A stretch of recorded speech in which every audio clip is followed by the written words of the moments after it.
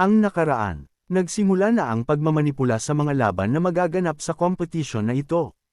Binago ang makakalaban ng ating bida, at iniharap siya sa kay Musam Rang. Kaya lang sa hindi inaasahang sandali, ang nilalang na ito ay kilalang kilala ang ating bida, kaya agad itong sumuko sa laban.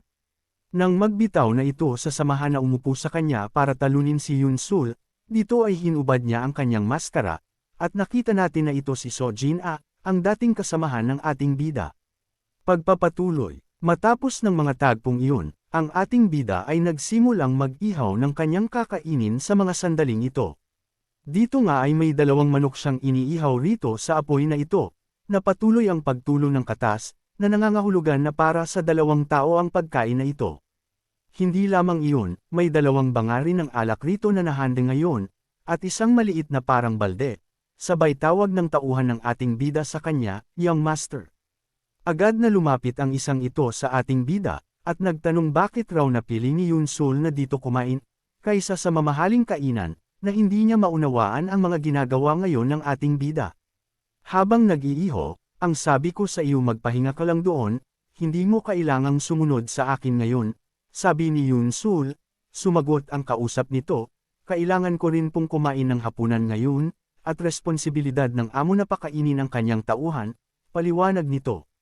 Dagdag pa ng tauhan, tignan nga po ninyo, may 2 rin po kayong daladala rito na pagkain at inumin, edi para sa akin ang isa, sabi ng tauhan ng ating bida.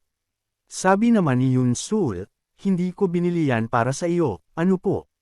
Pagkabiglang tanong naman ng tauhan ng ating bida. Kung ganun, ibig sabihin, kakainin mo lang mag-isa ang mga iyan.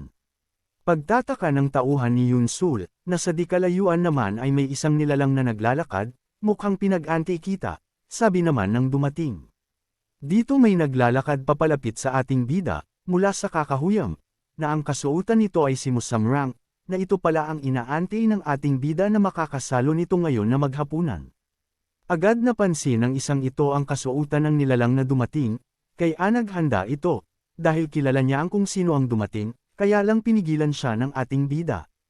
Nagpatuloy ang ating bida sa kanyang sinasabi, hindi mo kailangang mangamba, bisita ko siya ngayon, sabi nito nang may tuwa sa kanyang mukha. Nang tanungin ng ating bida ang dumating na bisita nga niya ito, agad lang ngumiti ang isang ito, tanda na talagang kilalang kilala nila ang isa't isa. Sabi ni Yun Sul, kamusta So Jin A, pagbati ng ating bida, na ang isang ito ay talagang ngiting-ngiti lang, tanda na talagang kilala pa rin siya ng ating bida, kahit matagal ng panahon ang huli nilang pagkikita.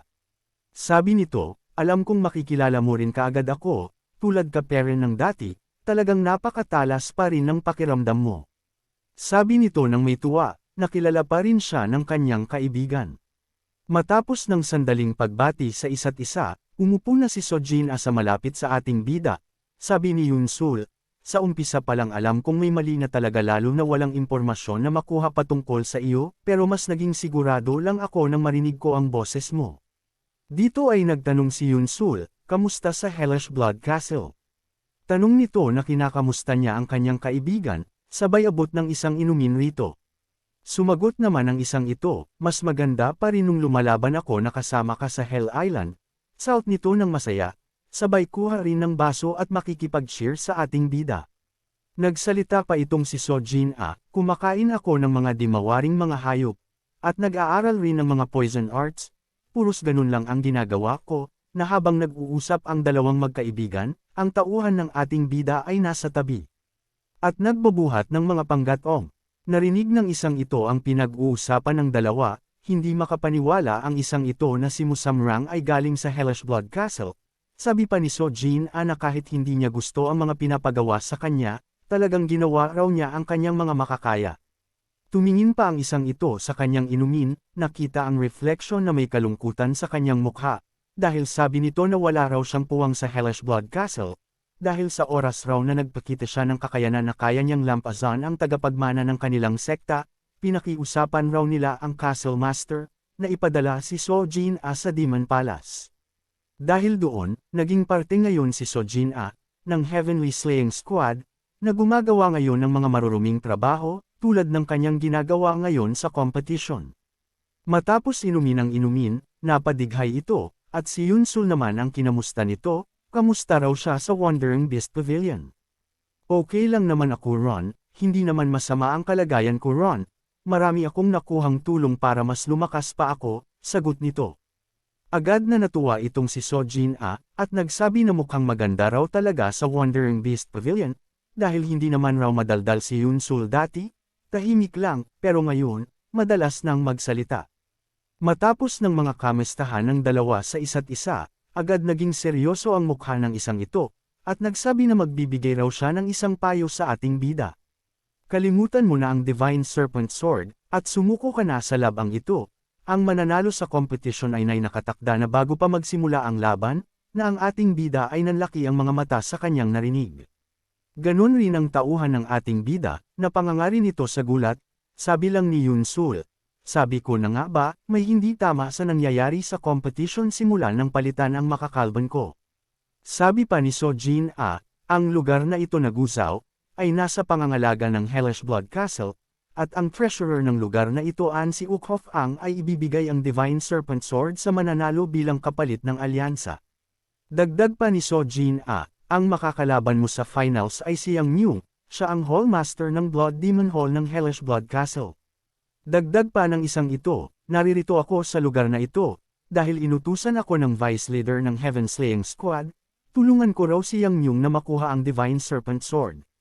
Nagulat naman ang ating bida sa siyanbi ni Sojin, ano? Nagpatalo ka sa laban natin, kinalaban mo ang utos ng nakatataas sa iyo. Pag-aalala ng ating bida, nagulat rin ang chismoso nitong tauhan sa likuran, sabi naman ni Sojin nag-aalala ka para sa akin. Talagang malaki na pagbabago mo Yunsul. Uminom naman ang inumin itong ating bida, pumikit, at ang sabi na hindi raw siya nag-aalala. Nagtanong lang raw siya, na agad namang nadismaya itong si Sojin bakit hindi na lang raw magsabi ng totoo ang ating bida na nag-aalala pa raw ito, dahil hindi raw marunong magsinungaling ang ating bida. Napapikit na lang itong si Sojin at nagsabi na mas marirekomenda niya ay ang sumuko na lang ang ating bida, dahil hindi raw matatalo ng ating bida si Yang Myung. Sabi pa ni Sojin at kahit matalo raw ni Yunsul si Yang Myung, kakamuhian lang siya ng buong Hellish Blood Castle, at hindi iyon magiging maganda para sa ating bida, kaya ang isang ito ay natakot sa mga katagang iyon, dahil para ng kinalaban ni Yunsul ang buong isang sekta. Dito ay hinawakan ni Yunsul ang kanyang baso, at nagsabi na hindi raw siya naparito para sa espada, naparito raw siya para lumaban, at kalabanan ang mga mas malalakas sa kanya para mas maging malakas pa raw ang ating bida. Sabi pa ni Yunsul, naniniwala ako na si Yang Myung ay talagang magandang kalaban para masukat ko ang lakas ko, nakangiting sabi nito, na parang nangangati na ang mga kamay nito na labanan si Yang Myung. Nang sabihin iyon ng ating bida, natigilan ang isang ito, iyon ay dahil talagang ibang-iba si Yunsul kumpara sa kanya. Kaya napangiti ito, natawa ng bahagya sa mga sandaling ito sa mga sinabi ng ating bida. At sabay tawa ng napakalakas ng isang ito, talagang tuwang-tuwa ngayon ito sa ating bida, lalo sa katapangang lumaban ni Yunsul na walang kinakatakutan. Nagulat ang ating bida, bakit ka tumawa? Ay sorry, tulad kasi ng inaasahan ko, ganyan talaga ang isasagot mo sa mga sasabihin ko, sabi ni Sojin na ang bagay na ito ay talagang hindi nawala sa ugali ng ating bida. Sabi pa ni Sojin babalik na pala ako sa Demon Palace, ayaw kong mabalitaan na matatalo ka, sabi ni Sojin Bago umalis ang isang ito, may isang bagay itong sasabihin kay Yunsul, ayaw kitang matalo kaya may isang mahalagang impormasyon akong ibibigay sa iyo, sabi nito. Matapos ng sandaling iyo, kinabukasan, sa isang lugar kung saan naruroon ang mga kalaban ng ating bida. Ang isang ito ay nabalitaan niya na sumuko si Sojin sa laban niya kay Yunsul, at nalaman rin niya na kaya sumuko si Sojin dahil si Bu Yunsul ay isa rin sa 10 Demonic Masters at miyembro ng Wandering Beast Pavilion. Ang isang ito ay unti-unting naiinis ang kanyang katawan sa mga balitang kanyang narinig. At dahil hindi na nga ito nakapagpigil pa, agad niyang inatake ang walang kalaban-laban na lamesa na nasa harapan niya, na agad nang nawasak sa mga sandaling ito. Sabi pa ng isang ito, ang plano raw ay ang ipapanalo si Musamrang sa kompetisyon na ito para makuha ang Divine Serpent Sword, at kukunin naman niya kalaunan kay Musamrang. Kaya lang sa pagsuko ni Musamrang, wala nang magagawa ang isang ito kundi ang lumaban ng seryoso, dahil pag hindi niya makukuha ang Divine Serpent Sword. Kaya lang ano na lang raw sasabihin ng mga tao, na masyadong brutal at sakam siya, at sumali pa sa kompetisyon na ito para lang sa isang espada, kaya asar na asar ang isang ito. Dito ay naglalabas na ang init sa katawan nito, aura na talagang matindi ang galit ng isang ito kay Sojin-a, dahil nasira ang plano niya. Mga sandali bago bumalik ng Demon Palace ang isang ito, sabi nito kay Yang Myung na hindi na raw niya kailangan pang sundin ang lahat ng utos ni Yang Myung sa kanya. Dagdag pa ni Sojin-a, naparito lang raw siya para tumulong, bilang miyembro ng Heaven Slaying Squad, at hindi na rin naman daw siya miyembro ng Hellish Blood Castle kaya aalis na raw siya, na dito naman ay talagang naiinis na itong si Yang Myung, sabi niya, ikaw. Talagang hindi ka marunong tumano ng utang na loob sa nagpalaki sa iyo ng ganyan, sabi nito. Matapos sabihin iyon ni Yang Myung, napangiti ang isang ito na para bang papatay ang itsura, anong sabi mo? Inalagaan, ang ibig mo bang sabihin ay kung ilang beses mo sinubukang ipapatay ako sa pamamagitan ng pagsasanay na sinasabi mo. Para lang hindi ko masira ang pag-upo mo sa trono. Tanong nito kay Yang Myung. Kinalimutan ko lahat ng ginawa mo nang mapunta ako sa Heaven Slaying Squad, kaya huwag mo akong sinusubukan ng gusto baka may kalagyan ka, babala ni Sojin-a kay Yang Myung. Kasalukuyan, dito ay talagang bonus na ang isang ito sa kay Sojin-a, dahil talagang hindi niya mapasunod ito sa kanya.